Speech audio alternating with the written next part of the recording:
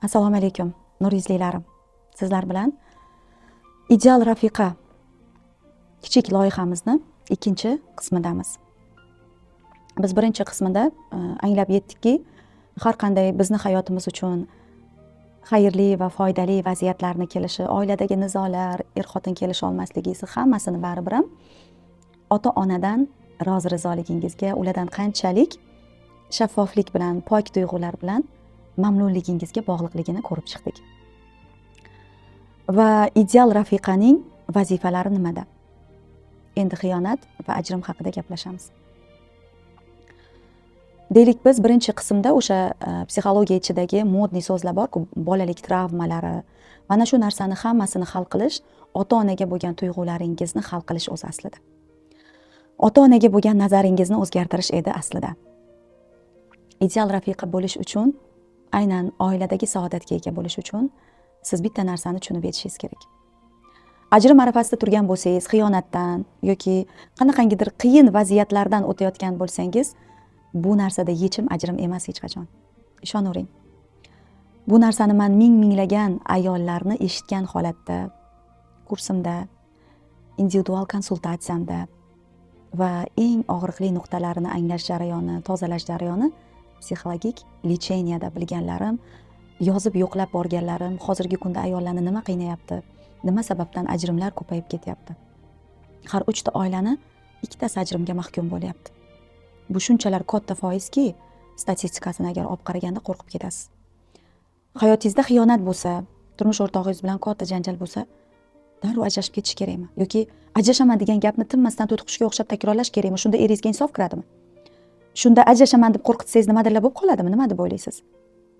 Nur yuzligim, nur yuzlilarim. Tilingizga ehtiyot bo'ling. So'zingizga ehtiyot bo'ling. Siz eringizni qo'rqitishingiz mumkindir. Ichingizdan ajrashni xohlamaysiz, lekin tilingiz bilan Allohni alday olasizmi? Sizga Alloh o'yinchoqmi? Siz har bir so'raganlaringizni sizga berishga va'da qilgan Allohim. Siz aytasizki, men ichimdan xohlamagandim, lekin hozir endi men xohlamaganimda turmush o'rtog'im ajrashmoqchi, u mendan voz kechdi deyshadi. Sizdan voz kechgan erkakni birinchi bo'lib qo'rqitishni boshlagan, tilingizni bulg'ashni boshlagan, shaytonni shod qilishni boshlagan sizning so'zlaringiz edi. Ajrashaman, ketsam qutulaman. Bolalarni olib ketaman, yashamayman sen bilan. Bor o'shaning bilan yasha. Bor o'shaning bilan hayotingni boshla. O'sha seni kiringni yuvib bersin. O'sha senga ovqatingni qilib bersin. Hammangiz agar xiyonatdan o'tgan inson bo'lsa o'zini ko'ryapti. Buni faqat biz xiyonatda aytmaymiz turmush o'rtog'imizga. Har qanday vaziyatda ham turmush o'rtog'imizga tirab turgan pistoletlarimiz borda, paq otasi o'sha gapingiz bilan. To'g'ri, erkak sizga kulib javob berar, indamas. Lekin bir kuni siz o'sha duolaringiz, duoibatlaringiz ijobatida yashashingiz bor. O'sha yasham kelgan paytida, o'sha taqdir kelgan paytda albatta siz norizo bo'lasiz. Qaysi qilgan gunohim uchun, qaysi qilgan ayblarim uchun kechirasiz. Sizni qilgan gunohingiz ayblaringiz emas. Sizni duolaringizni Allohim ijobat qilyapti. Duoibatlaringizni, tilingizni tiymagandagi gapirgan gaplaringiz ijobat bo'lyapti. Ko'pincha bizda mana shu psixologik lecheniyada 10 kun davomida har bir ayol bilan individual ishlaganimda asosiysi mana shu har bitta etap seanslarida anglash nima bo'ladi, bilasizmi? Umid opa, hozirgi turmush o'rtog'imning qarori mendan voz kechishi, aslida men unga tinimsiz aytardim shu gaplarni. Voz kech, meni qo'yib yubor, uni ham, meni ham aldama. Vijdonsiz, harom yo'lda yuribsan, seni haromingga biz kasriga qolyapmiz. Qo'yib yubor meni, yashama degan gaplarni juda ko'p aytganman Umid opa. Lekin buni ijobat bo'lishini o'ylamaganman. Jahlim chiqqanda aytaverganman. Hozir turmush o'rtog'im menga juda ham kerak. Lekin o'zimni shu aqlsiz gaplarim bilan, tafakkur qilmaganda gapirib yuborgan shu gaplarim bilan turmush o'rtog'imni o'zim boshqasiga berib qo'ygan ekanman. Endi tushunib aytyapman deyshadi. Bu anglash aslida eng zo'ri. Lekin kech bo'lgandachi?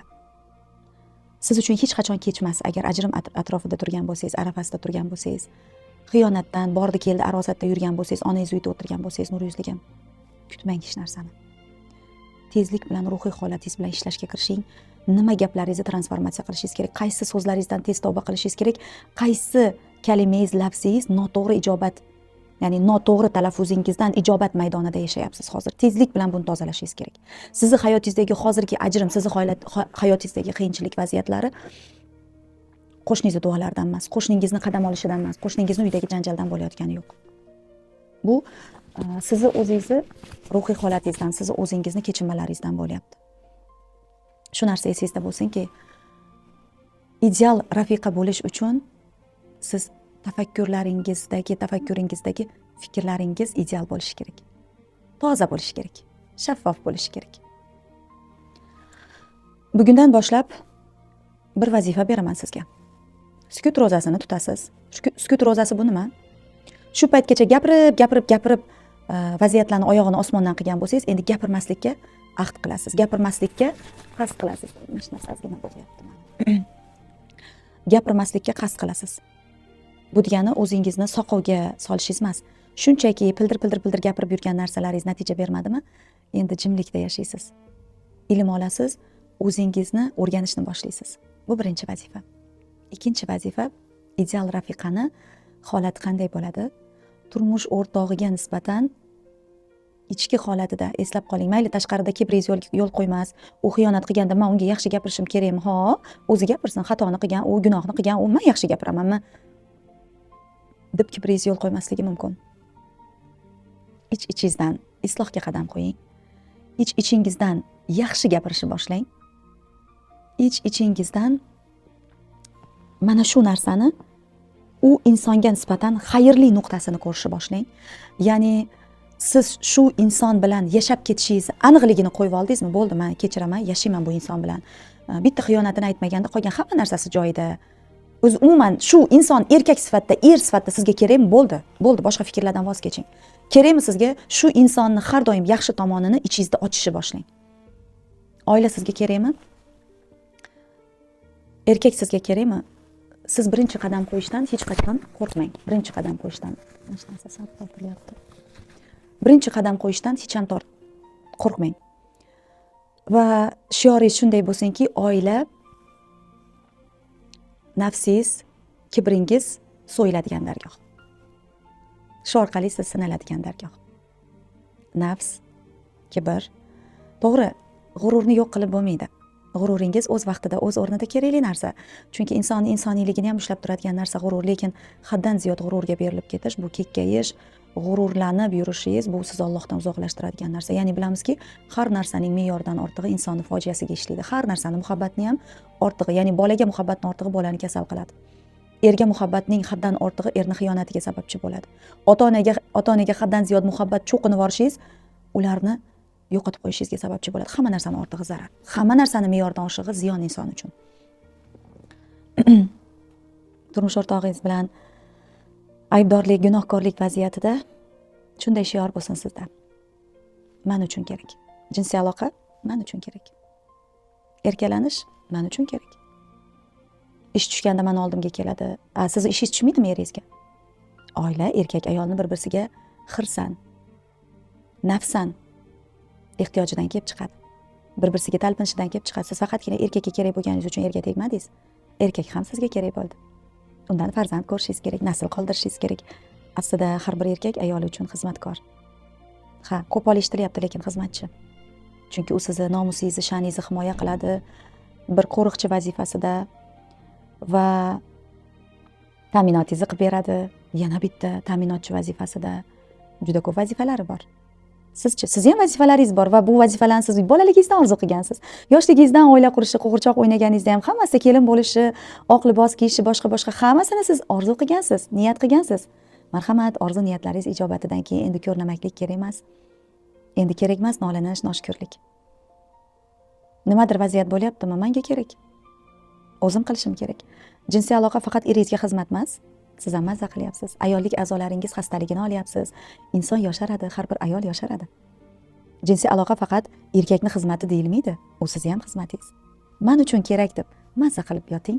Men uchun kerak deb mazza qilib o'zingiz o'pishingiz mumkin turmush o'rtog'ingiz, achomlashingiz mumkin, bag'ringizga bosishingiz mumkin. Shaxsan o'zimning hayotimda qanday bo'ladi? Xiyonatda yashab o'tganmanmi? Ha?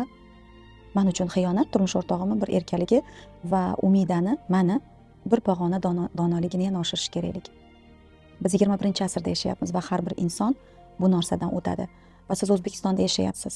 Tojikistondadirsiz, Qirg'iziston, Qozog'iston, o'zi umuman 21-asrdasiz va siz majbursiz. Ochiq-sochiq kiyinganlar va erkak ayol bir joyda ishlaydigan mana shunday atmosferada yashaysiz. va har doim shayton fitnasi har bir qadamimizda. Siz ob havo bilan urushib o'tirmasdan o'sha faslga moslab kiyim kiyganingiz kabi siz ham har bitta turmush o'rtog'ingizni hayotida duch kelgan insonlar bilan olishib, turmush o'rtog'ingizni har safar ajrashaman bilan qo'rqitmasdan shunday bir ajoyib immunitet qilingki, turmush o'rtog'ingizni bu holati sizga hech narsa ta'sir qilmasin. O'zi umuman xiyonat sizni hayotingizga kelmasin. Men har safar turmush o'rtog'imni yozgan yozishmalarini ko'rsam yoki nimadirlarni u insonga nisbatan kimdir yozganini ko'rsam, muhabbat etabida bir pog'ona yuksalaman, ishonavering. Siz aytishingiz mumkin, nimalarni gapirib o'tiribsiz, ha? Men har safar bir pog'ona yuksalaman. Har safar u insonga ega bo'lishga harakat qilaman. Va har doim hech qachon bor ket, o'shaning bilan bor, hech qachon bu narsani ishlatmayman. Hattoki bir oy alohida yashab turamizmi, bir-birimizni bilishimiz uchun degan paytda yo'q degan gapni aytganman. Biz alohida yashab turib, biz g'arbliklar emasmiz, biz bir uyda yashaymiz. Biz bir uyda yashaymiz va yashaysiz. Bilasizmi, xiyonat qilgan erkakni jazolashning eng zo'r yo'li? Men bu reelsni olgan paytimda to'g'ri, boshqa insonlar har xil talqinda ochib berishga harakat qilishdi, ya'ni boshqa psixologlar boshqacharoq qilib, chunki trend bo'lib ketdi-da bu mavzu. Men hozir ham aytaman, xiyonat qilgan erkakni men yashayman shu hayotda. Jazolashning eng zo'r yo'li u bilan bir umrga yashash, yana mazza qilib yashash, baxtli bo'lib yashash. Sizni sevishga, sizga xiyonat qilgandan tavba qilishga majbur qildirib yashash. Men har safar o'sha mazani olaman, har safar. Va men uchun bu narsa hal qila oladigan oddiy savolimda ekan. Eng asosiysi, juft halolimni ham qonunan, ham nikoh tomonidan, Allohning shar'iy nikoh tomonidan menga tegishli va u inson har kuni men bilan. Eng asosiysi shu. Va u inson bilan har safar nimanidir xatosini bilgan paytimda tushunib yetamanki, o'zimni xatoyimni, u insonni unutib qo'ydim. Ba'zi bir paytlarda men ayollar bilan, men shu loyihalar bilan band bo'lib, rostdan turmush o'rtog'imni unutaman. Balki uni jinsiy lazzatda qoniqtirmayman, balki charchayman. Va ba'zida ayollar aytadiki, haddan ziyod xudo darajasiga olib chiqib yuborganman turmush o'rtog'imni. Haddan ziyod hamma narsasiga hozir u nozir. Bu ham to'g'ri. Chunki inson yoki unutganida, ya'ni o'z holiga tashab qo'yganida yoki bo'lmasa erini xudo darajasiga olib chiqib yuborganida xiyonat imtihoniga duch keladi. Men har safar o'zimni loyihalarim bilan band bo'lib, o'zim bilan o'zim ovora bo'lganimda o'sha imtihon kelgan. Tushunib yetganmanki, demak, tezlik bilan to'xtatib, u inson bilan harakat qilishim kerak. Ishoning, zarracha ta'siri yo'q meni jinsiy aloqamga, u inson bilan mazza qilishimga zarracha tashqaridagi insonni yozishmalarining ta'siri yo'q. Hech qachon. Bu immunitet qanday paydo bo'ldi? Tug'mami bu? Yo bir joydan keldimi? Yo'q. Iloman ota-onamni masalan bir-birsiga xiyonat qilganini, unaqa narsasini ko'rmaganman. Lekin qayerdan keldi bu narsa? Men ko'p xiyonat ko'rgan ayollar bilan ishlayman, oila va ajrim masalasi bilan ishlayman. Ba'zi bir ayollarni dardini chuqur eshitgan paytimda balki ularga yordamchi bo'lib qolarman, balki o'zimcha dunyoni adolat tarozimandadek bo'lib unga juda katta yordam berishga intilib qolgan paytim bo'lgandir, chunki baribir bu taqdirni eshitganman. Eshitganligim uchun bu narsani hayotimga tortganman. Ba'zi joylarda psixolog sifatida o'zimga psixologik zashita deyiladi-da, to'siq qo'ymagan paytlarim bo'ladi. Va o'sha narsani anglab yetamanda, hayotim uchun bir imtihon sifatida buni to'g'ri qabul qilib, tezlik bilan hal qilaman. To'g'ri ayol kishi uchun turmush o'rtog'ini boshqa bir ayol bilan sevgi aloqalarini bilishi, o'zi umuman aloqalarni bilishi, bu narsani ham xuddi o'zim miqyosimda aytganman. Bitta katta imoratni fundamentiga katta bombani qo'yib, bitta knopkani bossangiz, imorat parchalanib, hamma tomonga sochilib ketgani kabi ayol shunday to'kiladi. Ha, to'kilish bo'ladi, lekin men har safar shu to'kilishni yig'gan paytimda har bir kusokini muhabbatdan yig'aman. Har bir kusokini xayrli, go'zal hayotdan yig'aman. Juda ham katta tezlikda transformatsiya bo'ladi. Juda ham katta tezlikda. Ajrim yechilmas nur yuzligim. Agar siz ajrimni qaror qilaman deb turgan bo'lsangiz, bir nechta xiyonatidan, u insonni, erkakni xatoyu gunohidan siz ko'rpangizni burgaga achchiq qilib yoqayotgan bo'lsangiz, xato qilasiz. Ha, ajrim kerak. Allohning kalomida ko'rsatilgandek, eringiz sizni o'ldirib qo'ymoqchi bo'lsa, farzandingizni o'ldirib qo'yish ehtimoli bo'lsa, ket u yerdan deyiladi. Ruhan sog'lom erkak, boshqa ayollarga podxod qiladigan, boshqa ayollarga yaxshi qaraydigan, yaxshi gaplashadigan erkak bu nosog'lom erkak hisoblanmaydi. Sog'lom erkak hisoblanadi va bunday erkakni tark etib, siz saodat topolmaysiz. Turmushini buzib yuborgan, ajrashgan ayollar bilan juda ko'p gaplashaman, nur yuzligim. Balki shuning uchun ham men tez transformatsiya qilib, oilaviy baxtni tez yarata olaman. Chunki ulardan eshitganlarim, ibratlarim bor. Shunday ayollarni eshitganman, 3 ta 4 ta turmush qurib, birinchi turmushdan qanaqa ajrashganini bilishmaydi. Chunki birinchi turmushi juda ham oddiy va go'zal bo'lgan. Muammo bo'lmagan. Shunchaki ermakka ajrashib ketganday ajrashgan. Eslolmaydi ham. Yo'q, hech narsa bo'lmagan, bilmayman, yoshlik sho'xlik bo'lgan deyshadi-yu, ikkinchi turmushini boshlashadi. Yurar edi, ichar edi, urar edi. 3-turmushi zo'ravonlik qilar edi. 4-turmush nima bo'ladi aytingmi? 4-sidan nimaga ajrashgan bo'ladi? Oldingi turmushimdagi qiz farzandimni zo'rlab qo'ydi degan fojiani aytishadi. Endi navbat farzandga. Ajrashingiz ham mumkindir, ketarsiz ham, nafsingizni qondiradigan, hirsingizni qondiradigan, sizga ega bo'ladigan, sizga yordam beradigan bittasini toparsiz ham. Mayli. Lekin farzandlaringiz taqdirchi. Ishoning, Robbimning dargohida bir qadam ham siljimaysiz. Nechta farzandingiz bo'lsa, o'sha farzandingizni voyaga yetguniga qadar bo'lgan o'rta oraliq, necha yoshda voyaga yetsa, o'sha oraliq uchun har nafasiga javob berasiz. Uni ko'rpani tagida ho'ngrab yig'lagani yo'q. Ota-onasiga multillab endi nima bo'lar ekan? Shunaqa vaziyat bo'lgan, hayotimda sudda qatnashganman. Hozir eslasam ko'z yoshlarimni tiya olmayman. Bolalar ona bilan 3 ta bola, 2 ta bola. Mana shundayda bolalar. Men 2 ko'zim bolalarda. Chunki meni missiyam shunaqa, tirik yetimlar sonini kamaytirish. Mutaxassis sifatida bolalarni kuzatar ekanman, afsus telefon olib kirishga ruxsat berilmaydi. Kuzatar ekanman. Boyagi bolalarni bilasizmi? Mana shunaqa. Xuddi kani o'lim ostonasida farishtani kutasiz-ku. Ustingizdan bir tosh kelyapti-yu, bosib tosh kelyapti. O'sha toshni sal siljitib yuboradigan farishtani kutayotgan odamga o'xshashadi-da. Mana shunday mo'ltirashadi. Dadasining gapiga qaraydi, u yoqdan onasining gapiga qaraydi. Xuddiki bir narsa bo'layotgandek. O'sha paytda bilasizmi, ota-onasini rosa ham savalagim keladi o'sha joyda turib. Shu vaziyatgacha yetib kelgan bularni essiz uvol miya sanga nimaga berilgan degim keladi. To'g'risini aytsam. Shunaqangi vaziyat bo'ladiki, bizda ayollarimiz pichoq suyakka borib taqalgungacha o'tirishadi. Uyingizda nizola boshlandimi, janjal boshlandimi, turmush o'rtog'ingiz bilan kelisha olmayapsizmi, nur yuzligim, sizga nima yetmayapti? Bitta kiyim olishingiz kerak bo'lsa, o'sha kiyimni nima qilib bo'lsa ham topasiz. Bir to'yga kiyiladigan o'sha lattani topasiz, 100-200 dollarga olasiz, kiyasiz o'shani. Qarz bo'lsangiz ham qilasiz. Lekin nega ilmingizga investitsiya qilmaysiz? Nimaga ilm olishingiz shunchalar qiyin? Axir bu ilm sizni farz amalingiz-ku. Qanchalik ilm olsangiz, o'sha ilm salohiyatingizni qabrga ham olib ketasiz-ku. Miyangizni qabrga olib ketasiz. Miyangizda bor narsalar, o'sha xazinangiz siz bilan ketadi. Mahshargohda o'sha toifa egalari bilan turasiz. Ilmli bo'lsangiz, ilmlilar bilan, oshqozon uchun yashagan bo'lsangiz, oshqozon uchun yashagan inson sifat, mol yashagan hayvoniy insonlar sifatlari ham bor. Ya'ni inson bo'lib dunyoga keldi, hayvon bo'lib o'ldi deb yoziladi. Ya'ni yedi, ichdi, hojatxonaga bordi, jinsiy aloqa qildi, bo'ldi. Mana shu punktlarni qilgan bo'lsangiz, tug'ishingiz ham hayvonda ham bor bu narsa. Hayvon ham bolasini yaxshi ko'radi. Bittagina ilm sizni hayvondan ajratadi. Ilm olishingiz, ongingizni o'zgartirishingiz, tafakkuringizni dunyodan olib ketadigan bitta narsa bor. Bitta narsa bor. Kafanni yonida. Bu miyangiz, bu ilmingiz, ilm darajasida qaysi etapga chiqqan bo'lsangiz, o'sha daraja egalarini yonida safida turasiz. Haligidek oshqozon uchun, kiyim-kechak uchun faqat tug'ib yashab, nimani yeyman, nimani ichaman deb yashagan bo'lsangiz, demak, inson bo'lib keldi-yu, hayvon bo'lib o'ldilar safida turasiz. Nahotki oila ilmini o'rganish shunchalar qiyin bo'lsa va o'sha suddagi jarayonga xulosam, shu sudga kelgunigacha la'nat bo'lsin bolalarni yig'latgan har bir kuningga degim keladi. Ha. 10 ta g'iybatchi dugonasiga telefon qilib, erim menga xiyonat qildi, nima qilsam bo'lar ekan, unday qilaymi, bunaqa qilaymi, chip sotib olsammikin, erimni telegramiga ulasammikin, telefonni tekshirsammikin, boshqa narsani qilsammikin, to'xtating, nur yuzlilarim. To'xtatinglar. Qilmang bu narsani, bu pastkashlik ishini qilmang. O'zingizni har kuningizni rasvoyi jahon qilasiz mana shu iskavchligingiz bilan. Bu sizga yechim bermaydi. Chunki ilohiy qonuniyat bor. Nimani izlasangiz shuni topib beradi sizga Allohim. Butun borliq siz izlagan narsangizni topishga yordam beradi. Butun borliq koinot sizga yordam beradi. Shaytonga sherik bo'lib nima qilasiz? Farzandlaringizni uvoliga qolib. Farzandlar yig'lab, ichlari vayron bo'lgan bolalar uvoli baxtli qiladimi sizni? Nima deb bo'laysiz? Bola uchun yashamang, men bola uchun yashay deb targ'ib qilmayapman, o'zingiz uchun yashang. Jinsiy aloqa siz uchun bo'lsin. Ovqat pishiryapsizmi? O'zingiz uchun pishiryapsiz. Ozgina ko'p qildingiz, eringizga beryapsiz, bo'ldi. Ozgina ko'proq qiling, qaynonangiz yesin. Uy ishlarini ham siz o'zingizni pok yashashingiz uchun ham uborga qilasiz-ku. Faqat siz cho'rimassiz-ku uyda. Agar siz munosabat ilmini o'rganib, oila ilmini o'rganganingizda hech kimga cho'ri bo'lmaydi. Hech kimning oldida qadrsiz bo'lmaydi. Siz juda dono, kerakli ayol bo'lasiz.